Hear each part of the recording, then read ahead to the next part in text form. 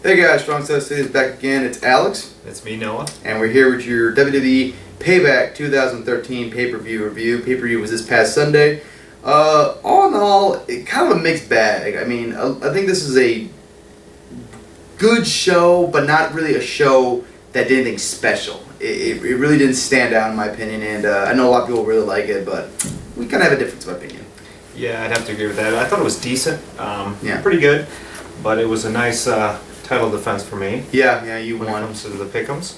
Easy pick'em this time though. But yeah, the show was, I don't know. It wasn't anything spectacular to me. So. Yeah, like the last 4 matches were good, but the rest of the show just kind of kind of felt like an extended Raw. But anyway, we started the show off with wow, I even forgot right. Triple. Yeah, geez, wow, I completely blanked there for a second. Yeah, and that shows how much of a match it was. It was Wade Barrett defending his IC title against The Miz and Curtis Axel. This was basically your typical triple threat match you could have seen on Raw. I was really actually kind of excited because I felt like, okay, this is your chance, Curtis Axel. This is your chance to go out there and shine and show what you can do. He did literally 3 moves. He did a drop kick, a back suplex, and the perfect flex. And then he got heat. The rest of the, or he wasn't getting heat. He was standing outside like waiting, which I thought was kind of like, okay, that's clever, that's smart, like it works as his character, but this is your chance to shine, and you didn't do it. Yeah, I felt like that he didn't do really anything to raise his star. And standing outside, yeah, I guess that's smart, but I mean, this felt like such a typical 3-way match where 2 guys work and 1 guy's outside the ring. Yeah. But this time it's just, instead of a guy being hurt outside the ring, he was just standing out there. And I get that he's a heel, I understand that, but that doesn't, just because something makes sense doesn't mean that it's good. Yeah. And to me, this was just one of those things where, oh yeah, I see what he's doing, but he should be in the ring proving that he's good. Yeah. Because he's yet to do that. Yeah. He's getting pushed into main event spots. Mm-hmm. He's facing the top tier talent of the WWE, and what has he done? He's done a couple suplexes and a couple of stomps in the corner. Yeah. To me, that's all I've seen. Miz and Wade Barrett did pretty nice in this match. I think the guys actually do work pretty well together, but it's still nothing groundbreaking. It's just it's a good mid-card feud that they've managed to work out of this garbage they've been just thrown into, basically. Yeah. I mean, these are 3 pretty bland guys. I thought that Miz worked the best in this match. He had a fire underneath his.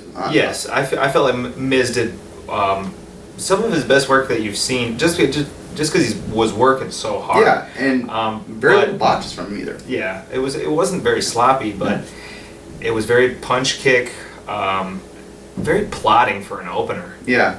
It didn't get that hot Miz. Now the crowd was always hot because it was Chicago. I mean, Chicago crowds are going to be. You could have Khali go out there and they're going to be hot for Khali match. Okay. Right. And this match did pick up towards the end. Yeah. It was enjoyable. Did not like the finish though. No, I wasn't a fan of the finish was Miz had Wade Barrett in the figure 4 and Curtis Axel just ran and pinned him 1, 2, 3. It was better than the typical one guy doesn't move to one guy and then the other guy throws him out and steals the win. But it still wasn't. I think it was that clever. You know what I mean? I mean, I think that they thought it was going to be more clever than it was. Like, if it was a double team kind of thing, like these 2 guys were on a team where one guy was doing the figure 4 and the other guy pinned him, and that would make sense because you can't kick out without your legs. But the thing is, to me, is Miz had 3 seconds to get out of that hold and break up the pin, and he didn't bother doing it. It's like the 2 count. Right, like you didn't know that was happening. Yeah. I don't know. It just didn't work for me. Yeah. Anyway, what'd you get this match? I gave this 2 1/4. I'll go 2 and 3/4. I actually enjoyed it. When I watched it again, it actually was pretty well worked. But just wish that finish was better. I wish Curtis Axel actually did something in the match. And then we had story of Curtis Axel. Yeah, right there. Then we had another title match, which actually every belt was defended this night, which was pretty cool. Actually made it feel kind of important if it had the belts on pay-per-view. Yeah, actually. It was Kaitlyn defending her Divas title against AJ. Now this match actually got quite a bit of build-up going into the pay-per-view, and now this is where you got a difference in opinion. I actually enjoyed the match for the most part. I thought the girls actually worked pretty well. Like ring work wise, they actually did pretty well. I thought they actually did some nice drum. They built a nice drum for the match. Got to catch some near falls, some good ones actually in a Divas match, which you never see. And I felt they actually worked pretty nicely. It's just they were working at a snail's pace. They dragged this match out probably like 2 minutes longer than it needed to be. I feel like that's the story of Divas matches. Is like either they're given way too much time or they just go so slow. You, as a diva, you have to at this point understand that most people don't really care to see the matches. I don't mean to sound like an asshole, but let's be honest. It's nothing to do with them. It's about how WWE's just portrayed them. Exactly. So if the WWE says, hey, you got 10 minutes, I expect you to fucking run your ass off from bell to bell. Make me care. Yeah. This match just felt like it was slow. I remember at one point thinking, man, is this match over yet? And Justin, who I was watching with Justin and Alex. Yeah. Justin says, man, this match hasn't been going on very long. And it just, to me, it just felt like it just kept going. Yeah. It did pick up. They did have some cool, nice spots. They worked decent together, but overall, just Kaitlyn's too slow. Yeah. And Kaitlyn's not the best worker, but AJ, I think, like, just her character is really good, and I think she does a nice job of portraying that in the ring as, like, a psychopath. So that kind of made it interesting. But, like, yeah, Kaitlyn she's not that good in the ring. She really isn't. And I remember, she's really not. I remember some people actually tried to convince me, like, oh, yeah, she's actually a pretty good wrestler. I'm like, no, she ain't. No, she's not. AJ's pretty good, though. AJ's decent, yeah. No, she's better than decent. She's pretty good. Yeah. I'll give her that. I'll give this one a 2. 2 stars. It was good. That's pacing just really... If this match was 2 minutes short, I probably would have bumped up a little bit higher. I'll give it a 1.25 stars. I didn't really care for it. Okay. Next up, we had Dean Ambrose defending his U.S. title against Kane. What do you think of this match? This was a SmackDown match to me. Yeah. I mean, not even Raw caliber. No. It was very meh. Yeah. I thought they were gonna have like a little bit of story, like where Dean was gonna work Kane's legs, and then just kind of like they just kind of were doing moves and just really had no story to it, no pace. It was just there. And I didn't like the finish. It was a count out finish, which I always hate count out finishes, especially on pay-per-view. Right. I mean, we pay money to see finishes and we get count outs, so whatever. Yeah, this is probably the worst match of the night for me. I would say probably second worst behind the Divas match. I didn't hate it. It's always fun watching Dean Ambrose, but it was definitely disappointing by his standards. Yeah, exactly. Yeah, I think one problem was just Kane I think is so used to working as a tag team guy now that like to put him in a singles match and one that's kind of on pay-per-view where like, you expect high quality, kind of disappointing. I thought. Yeah. But I give this match 2 stars. It was there. Yeah, I gave it 2 stars also. Right. Next up, we had the world title match between Dolph Ziggler finally getting back to in-ring action after a concussion he suffered, taking on Alberto Del Rio. Now this match is where I think the show picked up, but also had one of the biggest bullshit calls of the pay-per-view, which is one reason I was so kind of angry last night of watching the show, or Sunday, which is the story of this match was basically Del Rio working Ziggler's head, which actually was smart. Makes sense, Yeah. And basically, WWE was playing it up like Ziggler was, like, still recovering from his concussion. The doctors were checking on him, the referee trying to stop the match, and Ziggler just kept fighting, and Del Rio just kept going for his head, just kept kicking him in the head, and actually got the crowd really into Ziggler. And so it was a nice little double turn. However, Ziggler got little to no offense. I think he did like 3 moves, maybe the whole match. I think that's pretty accurate, actually. And then he lost. And he just came back from a concussion. This was his first title offense, too. That's a big one. And he loses. Now, granted, he has a reason for losing because he just came back from a concussion and everything. It makes sense. But still, you could have booked this match so much better, I thought. I totally agree with that. It just felt like Dolph, I hate to say it, but watching this match, it felt like he just got buried in this match. I mean, I understand that they were working over the head and that he came back from a concussion. I felt like it was kind of ridiculous that they worked the head every move. Felt like it was. I mean, it makes sense to target the head, but I felt like it would have been better off if Del Rio would have targeted the head later in the match. Then the crowd would have been like, "Oh, now this is not acceptable." Like I would have had it like start like regular match, maybe like, and then maybe like 7 minutes in or whatever, after Del Rio tries to work the arm, he like starts just going for the head. Right after Del Rio realizes he can't beat Ziggler fairly unless he targets the injury. I feel like Ziggler really. This match did him no favors whatsoever. I don't understand how it did get him over the crowd, but the crowd was already. He was already over. Yeah, the crowd already loved Ziggler, so it did nothing but give him like the crowd was respect, show respect, whatever. Which, yeah, it did, but at the same time, there was a million other ways you could have done this. I think better. Well, the thing is, like, with the way that this match went, I totally get the whole like, oh, we build respect for Ziggler because he came back from an injury and he take this absolute beating, but. He lost. I mean, it's hard to. Oh yeah, I really respect him for putting up that fight and winning, but he didn't. He lost. He got his ass kicked and then he lost. Yeah, that's how it felt to me. Ziggler really put up very little fight, but don't get me wrong. Del Rio, I felt like he did a good job of playing the heel. Yeah, he did. When he kicked the Divas belt and stuff. That was funny and cool. Like there's one part like where like he's outside, like Ziggler's being checked on by the medic, and like he just comes on the apron and just kicks the hell out of him. Yeah, it was nicely done, but just. I wish they had booked the match better. I just really was disappointed by this. And one other thing, it kind of reminded me of a match, Matt Hardy versus Edge. Remember that when the whole Matt Hardy was got cheated on by Lita? And Edge came back and like you're expecting this like great grudge, and basically Edge just stomped his head in the whole match. That's kind of how it felt to me. Like I was expecting something good, and it was an ass kicking. Yeah. So that said, I did like the story of the match, and the action was pretty good. It just kind of if it had been built better, I probably would have liked it more. I'll give it 3 stars. I'll give it 2 3/4. It was pretty good. Okay. Next up, we probably had the match of the night, which was the returning CM Punk taking on Chris Jericho. Now these guys have had 2 phenomenal matches last year at a WrestleMania and Extreme Rules. So this match had a lot to live up to. I think this match was a little bit below those matches. I think they worked a little bit of a slower pace to begin with, but the finishing sequence was very, very nicely done, and I really got into this match, and the crowd was absolutely into this match the whole time, I thought. Yeah, I agree. I felt like the first third of this match really just was very average. It didn't feel like it was a lot of great wrestling. It was just kind of very WWE style. Mm-hmm. I didn't care for that, and I think that's what hurt this match a lot because, like you said, it did kick into high gear. Yeah. It definitely went somewhere. I just wish that they would have started the match out and really sucked me in because by the end, I just wasn't invested in this match. Okay.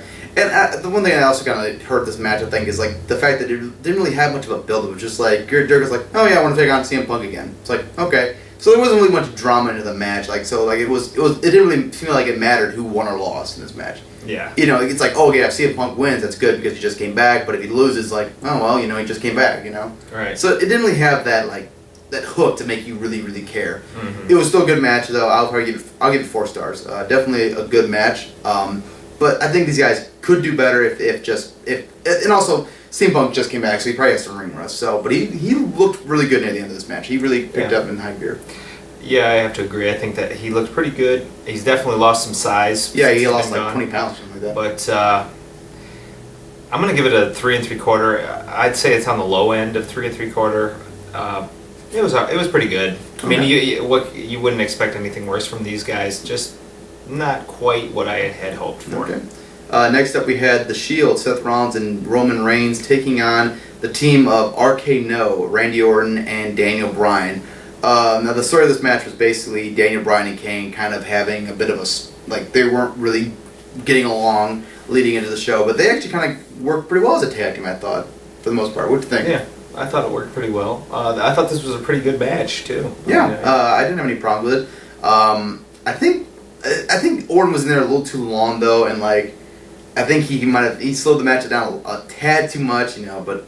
It's Orton. Yeah, that's Orton. But I felt like when Daniel Bryan got in there and got that hot tag, it really, really picked up. Daniel Bryan, he's like the master of the hot tag, I think. Yeah.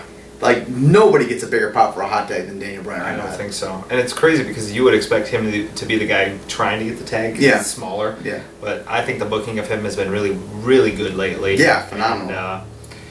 And, this was a very, very solid match. Definitely, I mean, no complaints here. No. Nothing to go out of your way to see nothing blow away, but it was very good. I like the finish. I like that they kept like the idea that like Orton and Daniel Bryan just kept having like communication issues and like that kind of led to the ending. But I liked it, and not a bad match, and I think I'd probably give it like a 3.25 probably. Yeah, I'm gonna agree with you there. I thought it was about a 3.25. Yeah. No, another great Shield match. I mean, Shield have been on a roll really when it comes. Oh yeah. And Daniel Bryan too. All right. Well, then we had the main event, which was a 3 stages of hell match between champion John Cena and Ryback. First fall was a lumberjack match. Second fall, a tables match, and third fall was an ambulance match. What'd you think of this match? To me, this was pretty much. If you've ever seen a John Cena no DQ match from a pay-per-view, this was it. This is the same thing you've seen, 10 times or more. Not that that's a terrible thing or anything like that, but it was just like very. It's kind of like you've seen one, you've seen them all. Like exactly. They didn't really do anything spectacular. They spend a lot of time doing this and that, and then it ends with just like a memorable spot that they're gonna show 100 times for the next year. Yeah. So I wasn't too impressed by it. No, I thought it was kind of interesting that Ryback actually pinned Cena. That was kind of cool. Yeah, I didn't expect that. Yeah. I thought they actually worked pretty nicely with the table match. Like they kind of like I like one part like where like Ryback was put up on the AA and like he grabbed the table and flipped it so he can they can, right. Like little things like that were alright, and Ryback just like tossing the steel chair or steel steps around like trying to crush Cena was pretty. It was a pretty entertaining match, I think, for the most part. But the coup de grace was when they got to the ambulance match and like they're basically tearing the ambulance apart. Right. It's like the cheapest ambulance. Yeah, like Cena whips Ryback in the door, he breaks the door. Like Ryback just grabs a side panel, and just rips it off the ambulance, and just like it was one of the worst constructed ambulances ever. But yeah, I can't say I wasn't entertained by it just because I thought it was just kind of like it was actually somewhat clever. I thought of like how they kind of structured the match. Yeah. I mean, you've already gotten all the way to the ambulance match, but I want to backtrack a little bit. Yeah, there was the lumberjack match. In one spot that I found actually pretty damn funny was when Cena jumps out of the ring on top of like 30 guys and he knocks them all down. Yeah, except for Heath Slater. Yeah. Okay, that's a metaphor for WWE right there. But I thought that was a pretty cool spot actually. I mean, I'll give it to him. At least he's taking that chance. Yeah. But one of my big pet peeves with this match was that Ryback does not sell. He refuses to sell. He lost the tables portion of this match by which is the second match that he's wrestled tonight. Yeah. Or that night. Yeah. He takes the AA through a table, and he's up before Cena. Yeah, before Cena. Come on. Yeah. I mean, now, Jesus Christ. I get the idea that he's supposed to be like an unstoppable monster, but it's like you still got put through a table, with the top faces finisher. Yeah. What you think of the ending of the match? Like he did the AA through the ambulance. It was fine. Yeah. I mean, it was one of those things where like you saw it coming. Yeah. I probably looked at more if they actually got a better camera shot of it because like they didn't show forever like the impact. You just really The thing is like I thought they did that on purpose where like it was just cheesy so let's not show it. But when they showed it, I was like, that looks pretty good to me. Maybe they were afraid it would have been cheesy. Yeah, maybe, but I don't know. I thought it was alright. But all in all, like not a great match, but like it was pretty average. It was a decent ending to a pay-per-view. Yeah, I mean, ambulance matches obviously they're not going to be technical at all because it's mostly fighting outside up by the ramp. So unless you're Shane McMahon and you're going to do like crazy ass spots, you're never going to really have a great ambulance match. Exactly. All in all, I'll give it 3 stars. It was passable, I think, as a main event. It was entertaining enough for me. I'm gonna give it 2 3/4. It was solid enough. Okay. It seems like the sort of the shows like everything is like I rate you do straight a little bit lower. That's just how it felt to me. Yeah. All in all, I think I'll give the show a 7. It's a decent show. I mean, if you go see it, you'll probably be entertained by it. But it's really not one of those shows you need to go out of your way to see. I mean, I can't recommend it. Some people are saying it's like the best WWE show of the year, but like if that's the case, well, we got a lot to work with. But I can't say it's not bad. You know what I mean? Or I can't say it's bad. It's it's good enough that like you'll enjoy watching it, I think. Yeah, I would agree. I'm gonna go a little lower. I would loader. It's hard. I might go with the 6.5. Okay. I might catch some hell from that. Yeah, but we're all gonna get hell for this. Yeah, but to me, it was solid. It wasn't too difficult to sit through, but it just felt it was very missable to me. Yeah, it just felt like aside from like the CM Punk match and the world title match, everything was kind of skippable. Like, Yeah, it didn't. Honestly, it didn't feel important. I felt like Raw lately has been better. Yeah. I would have rather watched Raw, honestly, and that's just how I felt about it. And since you're bringing it up, we'll add a little bit on this match. We're going to talk about the Raw that took place the night after Payback, which was actually probably one of the best Raws I've seen of the year for sure. Of the year, yeah. Yeah. Did you have any notes you wanted to look at, or? I didn't. Okay. Well, we started things off with Del Rio cutting a very nice heel promo. Like he actually had a justifiable reason for turning heel. Mm-hmm. Shocker. CM Punk came out, challenged him to a match, which is nice. I guess they're gonna do babyface Punk, which no problem with. No, he's just as good as a face as he is as a heel. Yeah. But let's just go over Raw. Like what else we had? We had Dean Ambrose take on Kane again, which was just ended like with the Shield jumping him. So I guess they're gonna keep that Team Hell No thing going, which versus the Shield, which I'm fine with. I've heard this is just a rumor, so yeah. I don't. I heard this rumor too. Fan the flames, but I've heard that we're gonna see the Shield, the tag team champions, versus Kane and the Undertaker at SummerSlam. That would be awesome. That would be awesome. If SummerSlam is half as good as like what I'm hearing, they're gonna. SummerSlam is going to be definitely like a must-watch show. I look forward to SummerSlam. I'm looking forward to it too. I'm looking forward to Money in the Bank as well because we have our first match for that, which came with like Sound Chaney coming in a very generic promo, which he does quite a bit, but it was all right.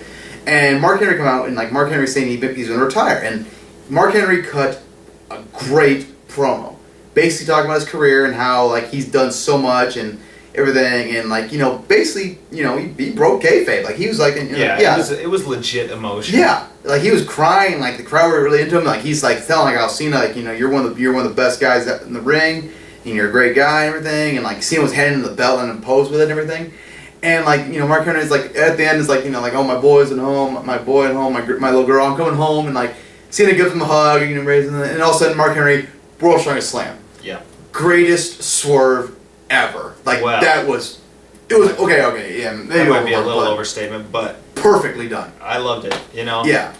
It was. They got every single person hook, line, and sinker. Especially in that arena, anyway. Oh yeah, I would definitely agree with that. Yeah. I thought this was awesome. To me, it was much. I mean, obviously, it was very much like when Steen turned on Jericho at Final Battle 2009. Yeah. Very, very much like that. And I thought it was as well done as that.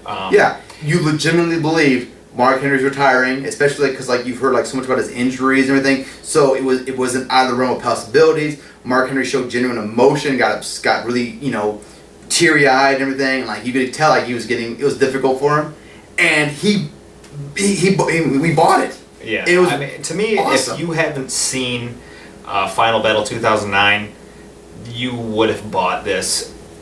Hook, line, and sinker, like you said, and not that that makes me smarter, but it's just since I've seen it, there's always that chance in your head maybe he'll turn. So that's I thought so too, but like when like he was like talking like like Cena's unopposed the belt, I thought for a second like oh man maybe this is real See when Cena when he told Cena to stay, that's when I was that's the one. Yeah. I don't think so, but don't get me wrong, this was awesome. Yeah, Mark Henry is a great actor. Like he's awesome. He was great. And there wasn't even. That's the thing. It was so much. It was so natural. It was because a lot of it was him talking about his career. Yeah. And just the way the crowd reacted, you could tell that he was actually getting choked up because it was emotional. Yeah. And that.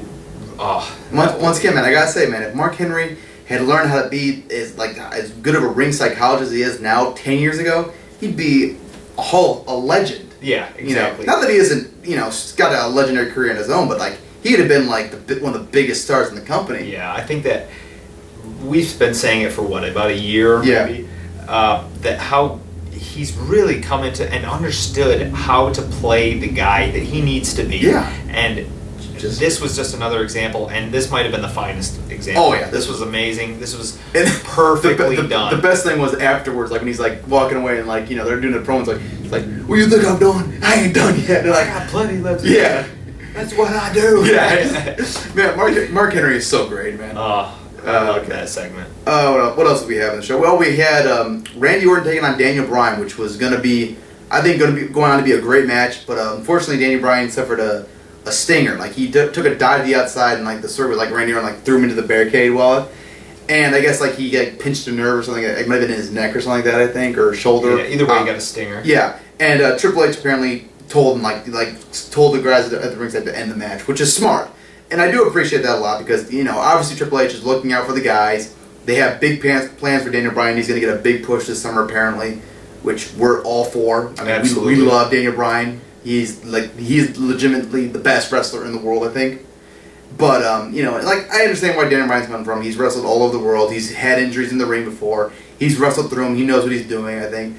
But at the end of the day, you know, Triple H's got to look out for what's best for the company, which is best for the company is to keep Daniel Bryan healthy right now. Right, and but you didn't mention that. Apparently, after the match was called, Daniel Bryan walked up the ramp and went behind the curtain, and Triple H was at the gorilla position. Yeah. And Daniel Bryan just yelled at him, basically telling him that what you just said. I've wrestled all over the world. I know when I'm hurt. I know what I can and can't do in that ring. You have no business stopping it. And to me, both guys are in the right. Yeah. Honestly, let's think about this. There's no way, in my mind, this match was going to end clean anyway. So this worked for him. Yeah. Especially because it looks like a feud is going to go on between these two guys. We're happy about. So there's no need for...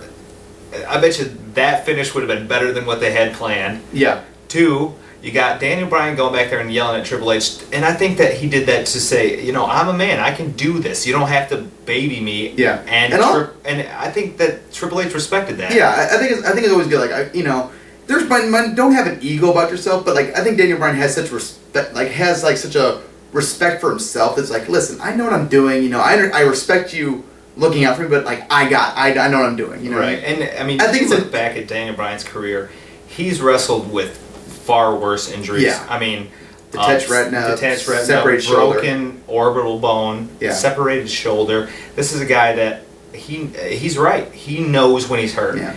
But I think that Triple H was in the right also. Yeah. No reason not to stop it. And especially in this day and age, like so many guys are getting hurt nowadays, and like concussion and everything like that. It's like you know, it's kind of like better, like, you know, hey, you know, save it for another day. You know what I mean? Exactly. Yeah. I don't have a problem. And both guys like apologize to each other afterwards, like, you know. But yeah. I think, and obviously, I think that goes into I think both guys realized that they were right. You know, they were both in the right. Yeah. You know, one was really wrong here, and so Daniel Bryan just wanted to make sure that Triple H knew, hey, I'm a man. I can handle myself. Don't worry about me. And I think that Triple H will respect Daniel Bryan even more, even a little bit more. A lot of people like in the locker room were very shocked because like Daniel Bryan's a very soft-spoken, quiet guy. Mm-hmm. It's like, well, good for Daniel Bryan for like standing up for himself and stick to his guns, and like, so I think it might get him a little bit more respect in the locker room. I think so too. I think that this just solidifies to WWE that the push they had planned for Daniel Bryan is the right choice. Yeah, I think so too. What else do we have on the Raw? Let's talk about the McMahon thing, which was the McMahons are continuing this whole thing like where it's basically like a power struggle. Basically, it's basically they're measuring dicks, like between Vince, Triple H, and Stephanie. Like, you know, they're doing like a. I got my money's on Stephanie. My money's on you, man. She's definitely got the biggest dick. Yeah, that was interesting. Like the whole like weird thing was like her coming out to the Divas segment. That was just weird as hell. Yeah, that was weird. Yeah, apparently like that stemmed from like some real life thing, like where someone cut her off or whatever, interrupted, like whatever, you know. Whatever. Stephanie's ego trip to me. But yeah, whatever. Stephanie's got her dad's ego, that's for sure, and you know. Well, I mean, when you grow up getting handed everything, that tends to happen. But another thing is Zeb Coulter announced a new client, actually one that can actually wrestle, Antonio Cesaro. Right, which is kind of contradictory to his don't give a fuck. Beliefs. If this leads to a Cesaro push, I'm all happy for it. Absolutely. And he actually had a match with William Regal, which was actually a very, it was a quick match, but it was fun. Yeah, and that's like a IWC wet dream. Yeah. Exactly. Yeah. I mean, who doesn't want to see those two wrestle? I don't know, man. That'd be amazing. Okay, let's talk about the main event, which was Del Rio versus CM Punk. Good main event. Didn't really do anything crazy. Del Rio lost by a count out. Typical heel thing, which is fine. But the end of the match was really interesting because, one, Ziggler comes running out and just tackles the shit out of him and starts beating the hell out of him. Crowd was going apeshit for that, which is really, really cool. And forgot to mention the story of the night was basically CM Punk telling Paul that hey, I don't really need you anymore. We're still friends, but you don't need to be my manager anymore. You don't need to come out the ringside with me. Right. Which led into CM Punk being in the ring by himself, and a familiar music hit, and Here Comes the Pain. And Brock Lesnar came out, and suddenly every single person in the wrestling world was like, oh my fucking god. Oh shit. Yeah. This is about shit just got real. Yeah. So, yeah, we're going to see CM Punk, Brock Lesnar cuts the greatest promo ever, where he grabs a mic and just gives that 5. I thought that was so awesome, That was awesome. Because, when I first saw him coming down, I'm like, oh, I hope he doesn't just go in there and attack Punk, like he does everybody else. That doesn't really make sense. And then, I see him getting on the mic, and I'm like, okay, he's going to say something to Punk, and he gets real close to him, and he drops the mic and hits that 5, like, fuck yeah! That was way better than what I had hoped. So... Yeah, just great run. So we might see Brock Lesnar versus CM Punk at SummerSlam, combined with the possibility of probably gonna do Ziggler versus Del Rio, and maybe even Daniel Bryan versus Cena and the Shield taking on the Brothers of Destruction. That's a must see. That's a must see. That could be the show of the year. That very well. This is that's a better card than Mania has had in what, a decade? Yeah. But man, I gotta tell you, man, I was saying for a while, but to you and Justin, that WWE was they're right on the verge of something really, really good. That you can see it coming, that they're gonna do something really great pretty soon, and I think this was the start of it. I think everyone now sees WWE's got something going good. I hope so. One quick thing though is. I think Big Rat made name drop in here, but Big Rat made a video about this. I think of last year. That WWE goes in cycles. Yep. And we're about to hit that cycle because usually WWE is good from Mania to SummerSlam, and we're in that spot because after SummerSlam, it's just a fucking turd pile. So hopefully they'll just keep the momentum going after SummerSlam. Usually Night of Champions is pretty decent too, but usually it goes. SummerSlam, and then it just starts going down. October is a really bad month for WWE. And the Survivor Series, when was the last time that show mattered? Fuck if I... Is it ever? I had no clue. But we're super excited for the possibilities of what's going to happen with WWE right now. We're really excited, and it's I told Noah, after all, it's wrestling's fun again. This made wrestling fun again, I think. Exactly. That Raw was very much enjoyable. That was the adrenaline shot that WWE really needed. Yeah, and it was one of the better 3-hour Raws I've seen. I felt like there was enough in each hour to keep me entertained. I feel like a lot of times Raw will have 1 or 2 good hours. Yeah. But now there's always 1 full hour where there's just nothing. And I felt like this was really well spaced out. They did everything right. Yeah. Very good Raw. Just please end the McMahon storyline and get that out of the way, please. Really, we don't care anymore. Yeah, Vince, we love you, and Stephanie, you're hot, and Triple H, we respect you for what you did, but we don't need you to see on our television every week. Yeah, I mean, McMahon with Vince, I respect what you've done and all that shit, but it's time to get the fuck off my TV. Yeah. All right. Well, that'll wrap it up for us here at Strong Style Studios. Thank you very much, guys. Take care. See ya.